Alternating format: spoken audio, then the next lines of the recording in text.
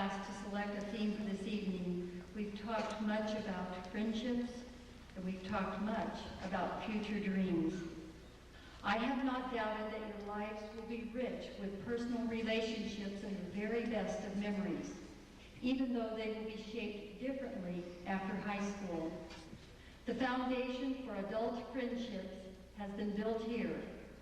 You and your classmates have collectively become part of all you have experienced. But as your principal, I would like to add another dimension of meaning to the concept of friendship and the importance of holding fast to one's dreams. It is my hope that the foundation established here will help you through understanding, tolerance, and love to develop a wide kinship with others in the human family. Not simply those with whom you are alike, but those who are unlike you, whether they are different by virtue of race, gender, religion, or personal values.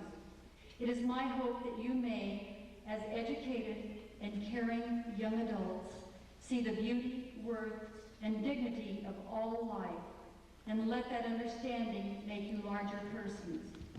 It is my hope that you will make friends with the great dreamers and thinkers of our time and times past. Some of you may already know certain poets and philosophers, Plato, Aristotle, and other ancient Greeks, Shakespeare, Milton, John Donne, Wordsworth, and other great Europeans, and the American genius itself, the great speeches of Abraham Lincoln, the great poetry and wisdom of Emerson and Thoreau, the powerful 20th century works of Ernest Hemingway and William Faulkner, the sermons and speeches of Martin Luther King Jr. and others who have awakened and indeed authored new social realities. Let's sample the wisdom bequeathed to us by one or two of these great dreamers of the past. In one of his well-known essays, Ralph Waldo Emerson offers us this guidance for our lives.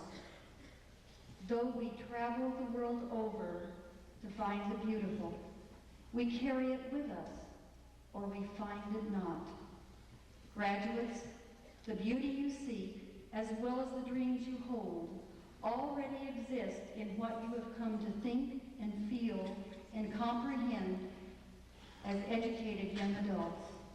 And now you will add to that storehouse continuously as your visions through service. Powerful orators of the 20th century, the Reverend Martin Luther King Jr., for another example of the wisdom that is your ancient inheritance, your American inheritance.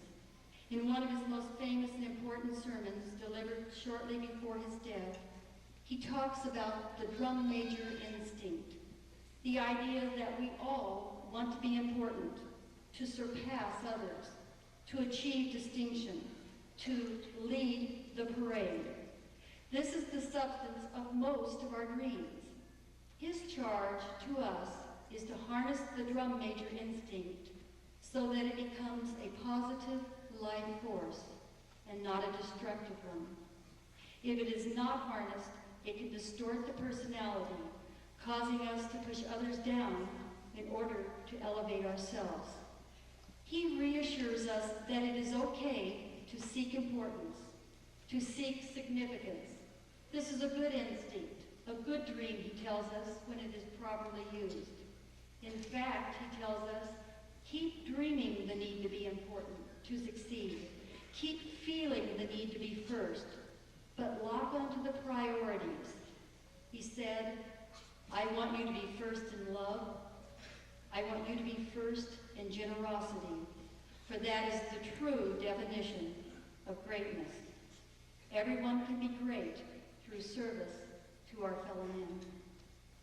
Seniors, may I, along with Dr. King, ask you to be first in love, to be first in moral excellence, to be first in generosity, and may you have a lifetime of love, learning, and greatness through serving others.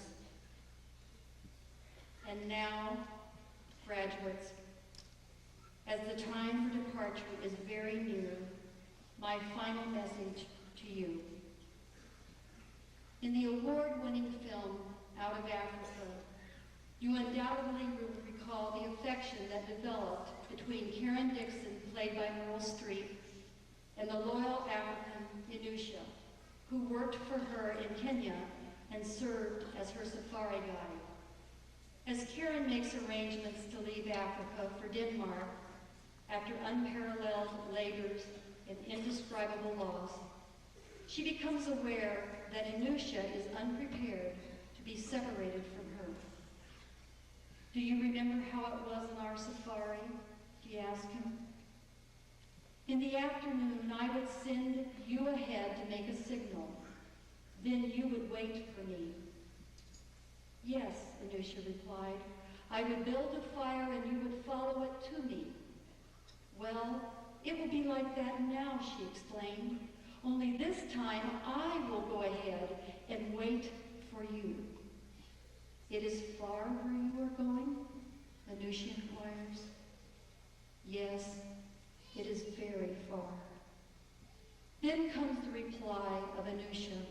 You must build this fire very big so I can find you. Graduates, we are going to send you ahead tonight to begin your journey. For the first time, we will not walk in front to show the way. Rather, we will remain here. We will stay at our work and watch the furthest points on the horizon for your signal fires. Like Inusha, we ask, is it far where you are going? We know the answer is yes, it's very far. And so, with love and faith and a strong twinge of excitement laced with loss, I say to you on behalf of this faculty and staff who have prepared you for your adventure, you must build your fires very big so we can find you. God bless you as you go your way. We shall all watch and wait for your special signal.